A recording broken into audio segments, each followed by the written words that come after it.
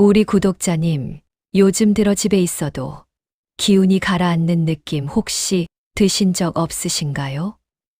돈은 분명 들어오는데 이상하게 남질 않고 아침마다 몸이 무거워진다면 지금 이 영상 정말 잘 찾아오셨습니다.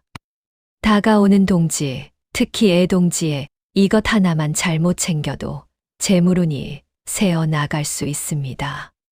시작 전에 댓글에 배꼽 받아갑니다. 적고 오늘 운의 흐름부터 바로 잡아 봅시다. 아직 구독과 좋아요를 하지 않으셨다면 지금 한번 해보세요. 별거 아닌 행동 같지만 구독자님의 운의 흐름을 좋은 방향으로 바꾸는 작은 실천입니다. 그럼 본격적인 이야기 시작해 볼게요. 우리 구독자님들 중에 아마 이런 분들 많으실 거예요. 평소처럼 생활했을 뿐인데 요즘 따라 돈이 손에 잘 안 남고 집에만 있으면 괜히 기운이 가라앉는 느낌. 특별히 아픈 곳은 없는데 자고 일어나도 몸이 개운하지 않고 잔병치레나 병원 갈 일이 부쩍 늘어나진 않으셨나요? 대부분은 나이 들면 다 그렇지 하고 그냥 넘기십니다. 음식도 늘 먹던 대로 먹고 집안도 평소처럼 지내시죠. 하지만 풍수에서는 이렇게 말합니다. 운이 바뀔 때는 먼저 몸과 집에서 신호를 보낸다고요. 특히 절기 앞뒤로 이런 변화가 잦아집니다. 그런데 이상하지 않으세요? 왜 하필 이 시기에 이런 일들이 겹칠까요? 사실 우연이 아닙니다. 바로 동지를 앞두고 운의 축이 흔들리고 있기 때문입니다. 우리 구독자님 동지라고 하면 대부분 밤이 가장 긴 날 정도로만 알고 계실 겁니다.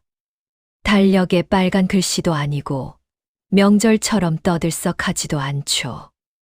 그래서 그냥 조용히 지나가는 날로 생각하시기 쉬운데요. 풍수에서는 동지를 1년 중 가장 중요한 전환점 중 하나로 봅니다. 이것은 단순한 절기가 아닙니다. 동지는 음의 기운이 가장 깊고 무거워지는 날입니다. 1년 동안 쌓였던 차가운 기운, 정체된 기운, 탁한 기운이 바닥까지 내려가는 시점이죠. 그런데 바로 그 순간 아주 미세하지만 분명하게 새로운 양의 기운이 태어납니다. 풍수에서는 이것을 일양시생, 즉 하나의 양기가 다시 살아난다고 표현합니다. 기운이 가장 낮은 지점까지 내려갔다가 방향을 바꾸는 과정에서 몸이 먼저 반응하는 겁니다. 그래서 우리 조상님들은 동지를 작은 설이라고 불렀습니다. 진짜 설날은 한참 뒤에 오지만 기운은 이미 동지에서 새해를 준비하기 시작한다고 봤기 때문이에요. 이때 집안을 정리하고 먹는 것을 조심하고 몸을 보호하지 않으면 어떻게 될까요? 묵은 기운을 그대로 안고 새해로 넘어가게 되는 겁니다. 풍수에는 아주 중요한 말이 있습니다. 운은 갑자기 바뀌지 않는다. 대신 몸으로 먼저 신호를 보내고 생활에서 흔들리고 그 다음에 돈으로 드러난다고 봅니다. 요즘 들어 돈이 들어와도 모이지 않고 예상치 못한 지출이 늘어나고 병원 갈 일이 잦아졌다면 이것은 이미 운의 바닥을 지나고 있다는 신호일 수 있습니다. 그리고 여기서 많은 분들이 결정적인 실수를 합니다. 동지는 매년 똑같지 않나 하고 생각하시는 거예요.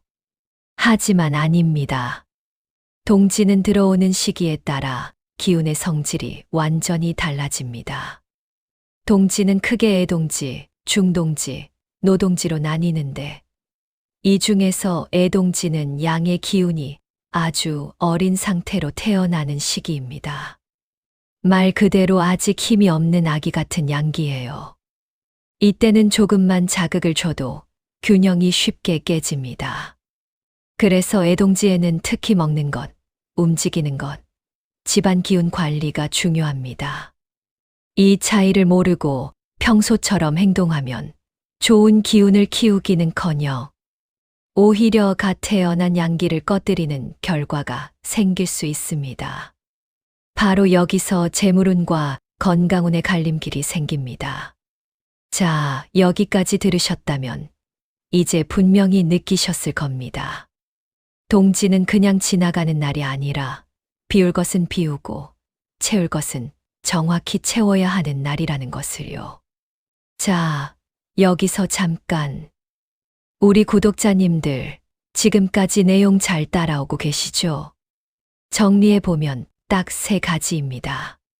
첫째, 동지는 그냥 지나가는 절기가 아니라 1년 운의 축이 바뀌는 날이라는 것. 둘째, 올해 동지는 양기가 아직 아주 약한 애동지라는 것. 셋째, 이 시기에는 평소와 같은 행동이 오히려 운을 흔들 수 있다는 사실입니다. 그런데 많은 분들이 여기까지만 알고 가장 중요한 걸 놓치십니다. 바로 동짓날 무엇을 먹느냐입니다. 풍수에서 음식은 단순한 먹거리가 아니라 기운을 몸 안으로 들이는 가장 직접적인 통로거든요. 지금부터 말씀드릴 내용은 그건 몰랐다 하고 그냥 넘기시면 안 됩니다. 메모하셔도 좋고 마음에 꼭 새기셔야 합니다. 왜냐하면 지금부터 나오는 음식 하나가 오래 남은 운을 정리할 수도 있고 반대로 내년 재물운의 문을 닫아버릴 수도 있기 때문입니다. 이제부터가 진짜 핵심입니다. 우리 구독자님, 풍수에서 가장 중요하게 보는 것이 무엇일까요? 바로 음양의 균형입니다. 너무 차가워도 문제고 너무 뜨거워도 문제입니다. 기운은 언제나 조화롭게 흐를 때 건강도 지켜지고 재물도 머무를 수 있습니다. 동지는 앞서 말씀드렸듯이 음의 기운이 가장 극에 달하는 날입니다. 땅도 물도 공기도 모두 차가워지고 무거워지는 시기죠. 그런데 바로 그 바닥에서 아주 약한 양기가 막 태어납니다. 문제는 이 양기가 아직 힘이 없다는 것입니다. 마치 갓난아기처럼 보호해 주지 않으면 금세 꺼져버립니다. 여기서 음식의 역할이 결정적으로 중요해집니다. 풍수에서는 음식을 이렇게 봅니다. 음식은 곧 기운이다. 우리가 무엇을 먹느냐에 따라 몸속의 음양 균형이 즉각적으로 바뀝니다. 특히 절기에는 그 영향이 평소보다 몇 배로 커집니다. 그렇다면 애동지에 가장 경계해야 할 음식의 공통점은 무엇일까요? 바로 극단적인 기운입니다. 너무 차갑거나 너무 자극적이거나 음양이 강하게 충돌하는 음식은 이 시기에 독이 될 수 있습니다. 애동지는 양기가 아직 자리를 잡지 못한 상태이기 때문에 강한 자극이 들어오면 균형을 잡아줄 힘이 없습니다. 이때 몸속에서 어떤 일이 벌어질까요? 기운이 부딪히고 흐름이 끊기고 정체가 생깁니다. 풍수에서는 이 상태를 기운이 막혔다고 표현합니다. 기운이 막히면 가장 먼저 영향을 받는 곳이 어디일까요? 바로 비위, 즉 소화기관입니다. 비위는 오행에서 토에 해당하고 풍수적으로는 재물을 저장하는 창고와 같은 역할을 합니다. 이곳이 차가워지거나 약해지면 아무리 돈이 들어와도 머무르지 못하고 바로 빠져나갑니다. 그래서 애동지에는 몸을 갑자기 차게 만드는 음식, 물의 기운이 과도하게 섞인 음식, 불과 물이 강하게 충돌하는 음식, 이 3가지를 특히 조심해야 합니다. 우리 조상님들이 절기마다 음식에 그렇게 예민했던 이유가 바로 여기에 있습니다. 단순히 미신이라서가 아니라 기운이 가장 약해지는 시기를 경험으로 알았기 때문입니다. 그래서 어떤 음식은 먹고 어떤 음식은 피하라고 구체적으로 구분해 내려온 겁니다. 여기서 중요한 포인트가 하나 더 있습니다. 애동지는 아이와 노약자에게 특히 민감한 시기라는 점입니다. 양기가 약한 존재일수록 외부 자극에 쉽게 흔들리기 때문입니다. 그래서 옛 어른들이 애동지에는 집안 전체가 조심해야 한다고 했던 것이죠. 자, 이제 감이 오실 겁니다. 왜 어떤 음식은 평소에는 괜찮지만 애동지에는 금기가 되는지, 그리고 왜 잘못 먹으면 단순히 배탈이 아니라 운의 흐름까지 흔들릴 수 있는지 말입니다. 이제부터는 이 이론을 바탕으로 구체적으로 절대 피해야 할 음식을 하나씩 짚어드리겠습니다. 이 부분은 우리 구독자님들 정말 실수하지 않으셨으면 좋겠습니다. 자, 그럼 지금부터 애동지에 반드시 피해야 할 음식, 즉 재물운의 흐름을 끊을 수 있는 금기 음식을 하나씩 말씀드리겠습니다. 이건 겁주려는 이야기가 아닙니다. 우리 조상들이 실제로 겪고 남긴 생활 풍수의 기준입니다. 첫째, 애동지에는 팥죽을 피하시는 것이 좋습니다. 동지에는 팥죽 아니냐? 하고 바로 떠오르시죠. 맞습니다. 하지만 그건 중동지나 노동지 이야기입니다. 올해처럼 양기가 아직 어린 애동지에는 상황이 다릅니다. 팥은 불의 기운, 즉 화의 기운이 아주 강한 음식입니다. 여기에 팥죽처럼 물의 기운이 많이 섞이면 풍수적으로는 수극화, 물이 불을 꺼뜨리는 구조가 됩니다. 양기가 이제 막 태어나려는 애동지에는 이 충돌을 중재할 힘이 없습니다. 그래서 몸속에서는 어떤 일이 생길까요? 기운이 갑자기 식고 순환이 멈추고, 특히 비위가 약해져 재물을 붙잡을 힘이 떨어지게 됩니다. 돈은 들어오는데 이상하게 나갈 일만 생기는 이유가 바로 이런 데서 시작됩니다. 둘째, 차가운 음식은 애동지에 특히 조심하셔야 합니다. 냉장고에서 바로 꺼낸 과일, 차가운 우유, 냉녹즙, 심지어 성질이 찬 생채소 샐러드까지 포함됩니다. 동지는 양기를 키워야 하는 날인데 차가운 음식은 그 불씨를 한 번에 꺼버립니다. 특히 아침 공복에 찬 음식을 드시면 하루 전체 기운의 흐름이 무너질 수 있습니다. 풍수에서는 비위, 즉 소화기관을 재물을 저장하는 창고로 봅니다. 이 창고가 차가워지면 어떻게 될까요? 아무리 벌어도 저장이 안 됩니다. 그래서 이 시기에 찬 음식이 계속되면 지출이 늘고 병원비가 새어나가고 재물운이 약해지는 악순환이 생깁니다. 셋째, 자극이 너무 강한 음식도 피하셔야 합니다. 과도하게 맵거나 너무 짜거나 기름진 음식 위주로 드시는 것도 좋지 않습니다. 이런 음식들은 양기를 키우기보다 기운을 흩어지게 만들기 때문입니다. 우리 구독자님, 애동지는 강하게 밀어붙이는 날이 아니라 조심스럽게 기운을 키워야 하는 날입니다. 그래서 이 시기 음식의 기준은 아주 단순합니다. 차갑지 않을 것, 극단적이지 않을 것, 기운이 부드럽게 이어질 것. 이 기준만 지키셔도 애동지의 재물운이 흔들릴 확률은 크게 줄어듭니다. 이제 가장 중요합니다. 우리 구독자님. 앞에서 애동지에 피해야 할 음식을 정확히 아셨다면 이제는 반대로 이 시기에 반드시 채워야 할 음식을 아셔야 합니다. 풍수는 비우는 것보다 채우는 것이 더 어렵습니다. 잘못 채우면 다시 흐름이 깨지기 때문입니다. 애동지에는 팥죽 대신 부드럽게 양기를 키워주는 음식을 선택해야 합니다. 첫 번째로 가장 좋은 대체 음식은 팥시루떡입니다. 시루떡은 풍수에서 복을 쌓는 음식으로 봅니다. 팥죽처럼 물이 섞여 충돌을 일으키는 구조가 아니라 쌀과 팥이 층층이 쌓여 음양이 안정적으로 공존하는 형태이기 때문입니다. 이 층이라는 구조가 아주 중요합니다.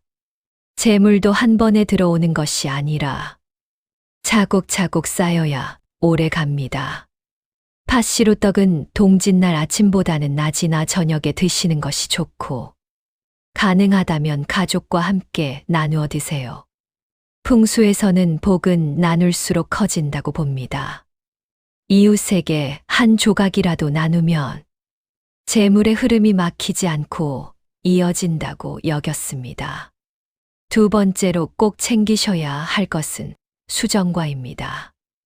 애동지에는 양기를 확 올리는 것이 아니라 따뜻하게 지켜주는 것이 핵심입니다. 수정과에 들어가는 생강과 계피는 모두 몸속 깊은 곳까지 따뜻하게 만드는 재료입니다. 특히 계피는 풍수에서 불의 기운이 안정된 형태로 작용해 차가운 기운을 몰아내되 균형을 깨지 않습니다. 동짓날 저녁, 너무 뜨겁지 않게 데운 수정과 한 잔을 천천히 마셔보세요. 이때 마음속으로 이렇게 생각해 보시면 좋습니다. 내 몸과 집에 따뜻한 기운이 들어온다. 이 의식이 실제로 기운의 방향을 잡아줍니다. 세 번째는 아주 의외일 수 있습니다. 바로 귤입니다. 우리 구독자님, 귤 색깔을 자세히 보신 적 있으신가요? 노란색과 주황색이 섞여 있죠. 노란색은 금의 기운, 즉 재물과 황금을 뜻하고, 주황색은 화의 기운, 복과 활력을 상징합니다. 귤 하나의 재물과 복의 기운이 동시에 들어있는 셈입니다. 또 하나 중요한 점은 모양입니다. 귤은 둥글죠. 둥근 것은 막힘이 없고 잘 굴러갑니다. 재물도 둥글게 굴러 들어오라는 뜻을 담고 있습니다. 동짓날에는 귤을 과일 접시에 3개 또는 5개 올려두셨다가 가족과 나누어 드시는 것이 좋습니다. 숫자는 홀수가 기운의 흐름을 이어주기 때문입니다. 정리해 드리겠습니다. 우리 구독자님. 애동지에는 팥죽 대신 팥시루떡, 찬 음료 대신 따뜻한 수정과 후식으로 귤, 이 3가지만 챙기셔도 양기는 보호되고 재물운은 부드럽게 살아납니다. 강하게 밀어붙이지 않고 조용히 그러나 확실하게 돈이 머무는 구조를 만드는 것입니다. 자, 우리 구독자님. 이제부터는 이걸 하면 오히려 역효과가 나는 행동들을 말씀드리겠습니다. 아무리 좋은 음식과 방법을 알아도 이 부분을 어기면 복이 들어오다 말고 다시 나가버릴 수 있습니다. 그래서 꼭 끝까지 집중해 주세요. 첫째, 욕심내서 한꺼번에 많이 하지 마세요. 애동지는 양기가 아직 어린 시기라고 말씀드렸죠. 그런데 어떤 분들은 이왕 하는 김에 더 세게 해야지 하고 음식도 과하게 챙기고 정리도 하루에 몰아서 하십니다. 이건 오히려 역효과가 납니다.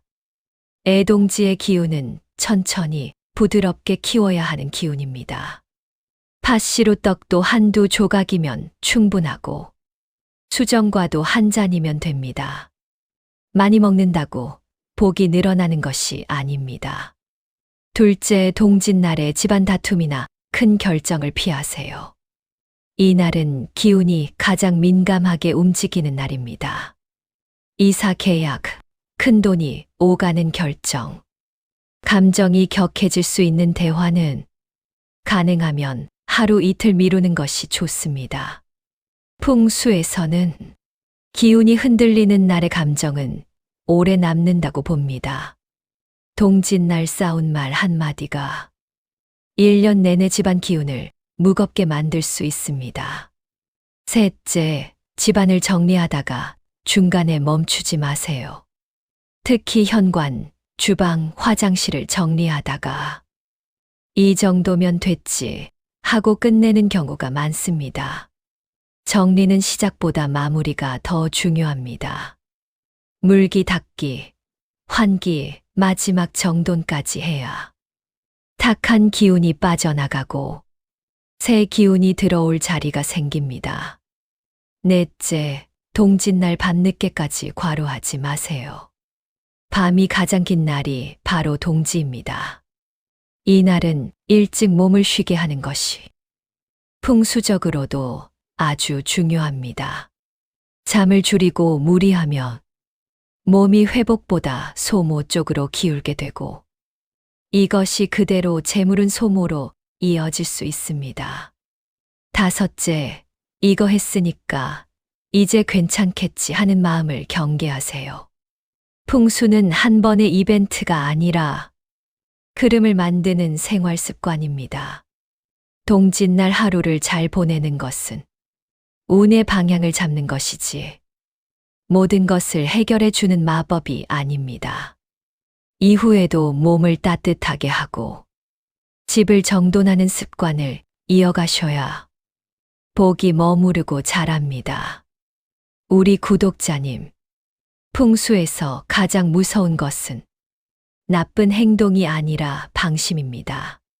조심할 것을 조심하고 할 것은 담담하게 하면 운은 자연스럽게 우리 편이 됩니다.